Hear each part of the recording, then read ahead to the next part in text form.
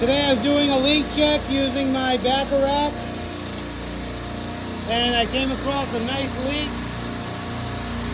on the bellows of this pressure control.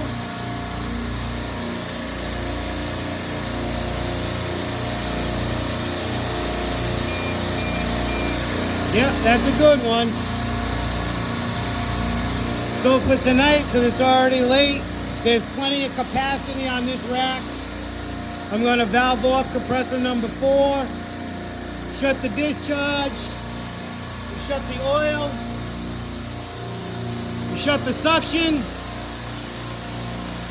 shut it off on the toggle and throw the circuit breaker. I'll have to get a pressure control, come back, pump it down, and replace it. It's not a bad job.